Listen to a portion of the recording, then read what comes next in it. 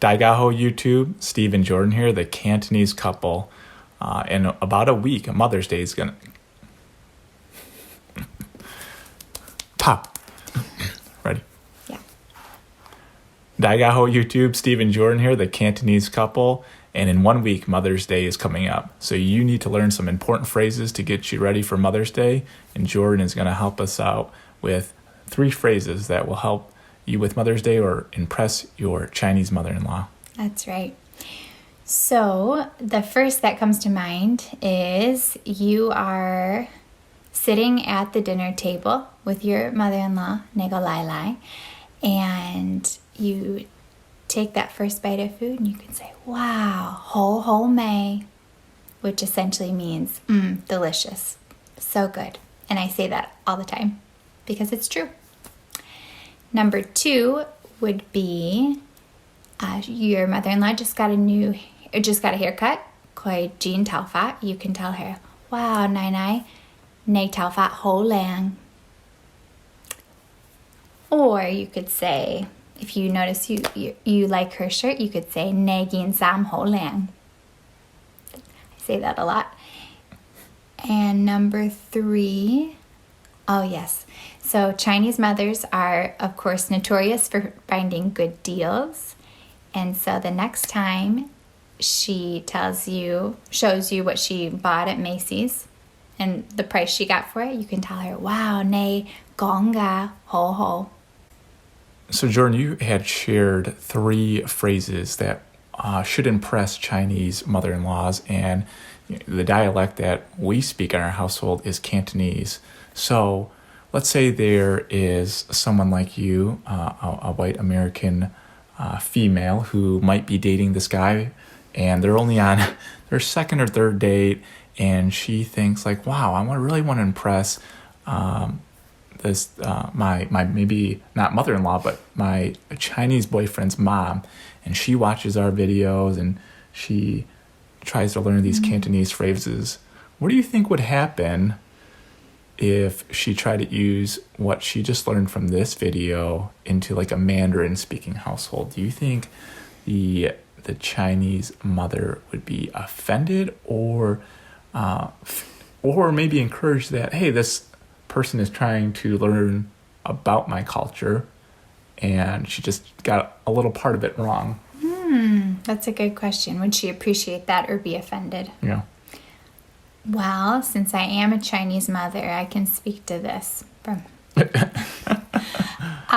do you guys think? Comment below. You know, it would be a fun thing to think about, is where someone's trying to do something kind, a kind gesture, like, oh, I'm gonna go to my boyfriend's house for dinner, and maybe the boyfriend didn't clearly communicate that whether they speak Mandarin. Yeah, because they've only been dating for a couple weeks. And well, I think Cantonese speaking people experience that a lot. How many Cantonese speakers have heard some Americans say ni hao? That's ni hao, right. That happens a lot. Yeah, that's true. That's true. Have to say, well, actually, I speak Cantonese.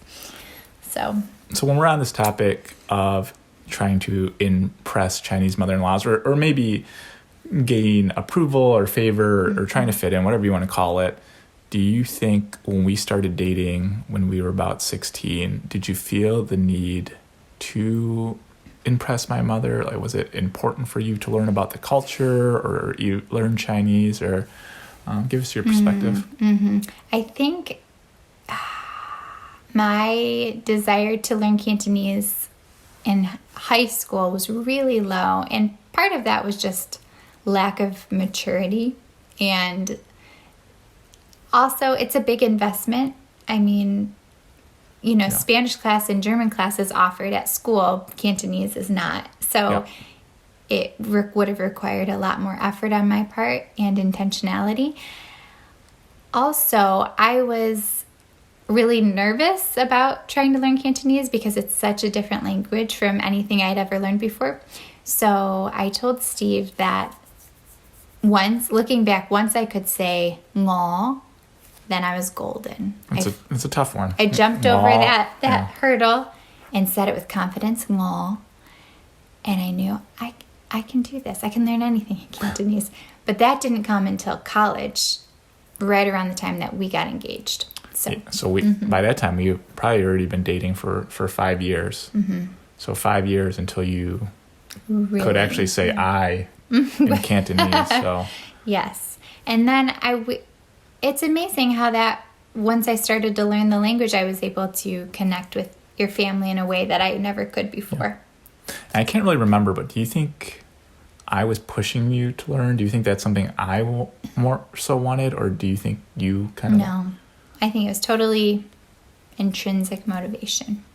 Yeah, because the primary way that I had tried to teach Jordan is when we would have long car rides, and I would just try to talk Cantonese for 30 minutes at a time, and then became an hour, and then so forth. But I can't remember if that's something I wanted. I think I had the desire, and you supported me. Yeah, and that's how we did it. Yeah. And now we've been married for so long, and it's kind of natural that you speak Cantonese with my grandma and my parents. And do you think and sometimes my mom jokes like, "Wow, you're the Chinese daughter-in-law that I always wanted," or something. She says stuff like that. And my mom definitely always she probably thought I was going to marry someone who was Chinese. And so you probably see it as a compliment when she says, "Oh, you're my Chinese daughter-in-law." Do you think her view towards you, if you didn't learn Cantonese at all, do you think she would still have that same affection and love and towards you? Yes, because of who she is. Yeah. Yes, because she has such a loving heart. But I think we've been able to connect in ways that we otherwise wouldn't. And there's a lot more transparency, because she can't talk about me in Cantonese while I'm in the room. Yeah, that's true. Yeah. Which she wouldn't do that. But I generally know what they're saying. They know what I'm saying. So, which is good. It's healthy, right? Anything else on this topic that we would have missed?